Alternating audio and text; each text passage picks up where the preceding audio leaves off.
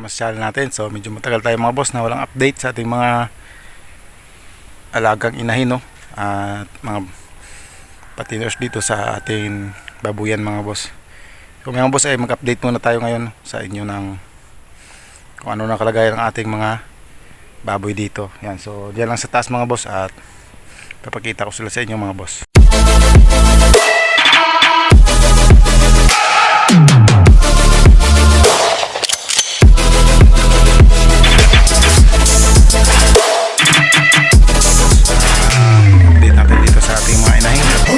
So ito si Mama Pig sa bana natin mga boss, oh.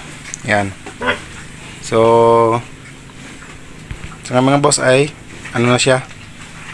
Nasa 103 days na siguro ito mga boss. Ano ba ngayon? 30, 28, 103 days na siya mga boss, manambuntis. At yung due date nito mga boss ng ating puti na inahin ay sa sa August 11.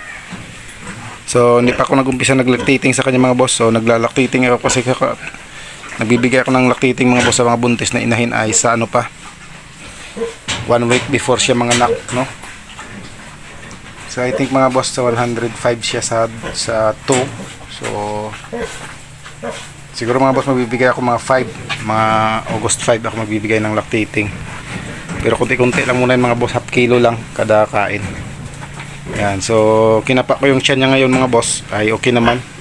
May response naman yung ating mga big sa loob ng tiyan ng ating inahin mga boss. Yan, so yan yung update natin mga boss ating kay Mama Pig sa bana.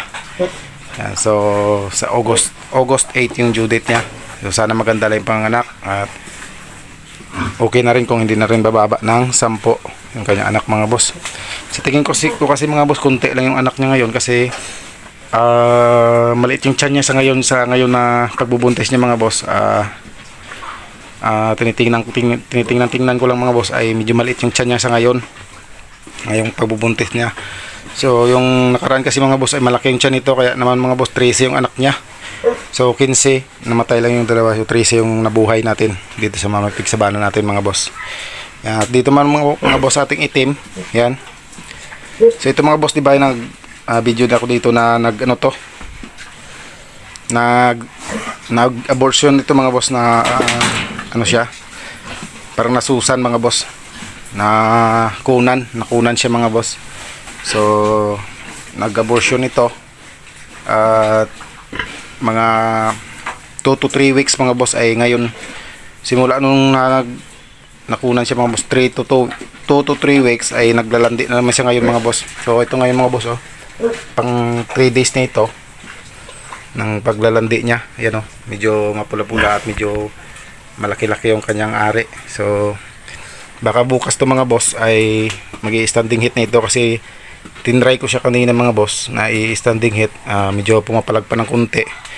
So mamayang hapon mga boss ay babalikan ko naman ito dito at i-detect din natin yung pag-standing hit niya. Kung okay yung pag-standing hit niya na mamaya mga boss ng hapon, bukas ng umaga ay titirahin na dito ng AI mga boss. Yan, so naka-prepare na rin naman tayo ng barako doon, nakukunan natin ng similya, no? Yan, so ganun pa rin yung ipapasok natin dito. Ganun pa rin na lahi mga boss yung ating white dorok na barako mga boss. Okay? So nakita nyo naman mga boss, yung itim na inahin natin ito ay kung mga anak ito ay walang halong itim, halos lahat ay puti mga boss kasi white dorok yung ipinasok natin na ano sa kanya, similya mga boss. Ito rin white dorok din ito, halos isang barako lang naman ito mga boss. Yung pinagkukunan ko ay isang ano lang kasi yun lang naman yung magandang lahi na compatible sila. Kaya yun na lang yung pinaulit-ulit ko nakunan mga boss ng similya. Yan, so ito due date na ng August 8. Ito mag-standing hit na ito mamaya mga boss. I think mag-standing hit na yan kasi alam naman natin mga boss pag nagdi-detect tayo kung kailan talaga siya standing hit. So kanina kasi mga boss pagkarating ko dito, dyan pa lang ako sa medyo malayo pa ako dito sa kulungan ay nag-iingay na siya. So ibig sabihin napansin ko talaga na naglalandi na talaga siya. So mamaya yan mga boss ay baka i-standing heat.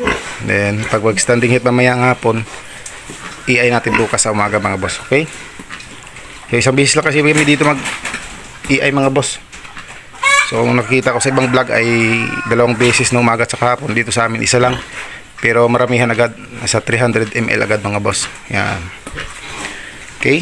Yan. So dito update naman tayo sa ating mga inahin. Sa ating mga inahin. Sorry mga boss. Sa ating mga patining pala mga boss. Ito yung 6 na patining natin dito mga boss na anak ni Mama Pig Sabana natin. So ito yung kapatid ng 13 na yon. At yung 7 ay ibininta natin. At yung 6 ay ito na yon mga boss. Inalagaan natin. Yan. So marurumi pa sila mga boss kasi wala pang ligo yan. Mga boss oh. So disposal na ito mga boss sa ano. Ngayong mga 15 siguro mga boss ng August disposal nito. So nasa 70 to 85 kilos lang siguro ito mga boss. Yan. At ito naman yung isa natin mga boss oh. Ito yung nagkasakit natin. Hindi kumain ng 3 araw. Kasi nilagnat siya. Gawa ng stress sa ulan at saka yung bagyo. Yan. Pero ngayon mga boss ay okay na rin. Medyo bumabalik na rin yung gana niya sa pagkain mga boss. Pag bumalik na yan mga boss ay injikan ko pa yan ng vitamins para mas lalo siya gumana mga boss. Yan. So ito din nagkasakit din ito mga boss. Halos 1 week din ito na hindi kumain. So ininjikan ko lang sila mga boss ng antibiotic.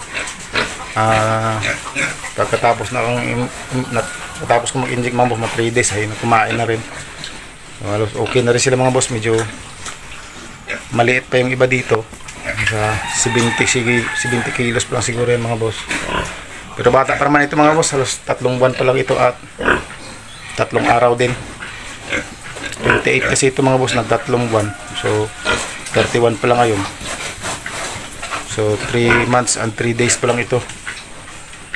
So ito magto 2 months na ito mga boss dito sa akin sa August 12. Ito mga 50 to 60 kilos pa lang ito mga boss. So gagawin ko itong inahin mga boss. So iwan ko lang kung matuloy ito. Kasi pinagbabasihan ko pa ito habang lumalaki mga boss. Yan. So yun lang mga boss ang ating update. Yung mga laga dito. Yan. Yun lang mga boss no. Thank you mga boss.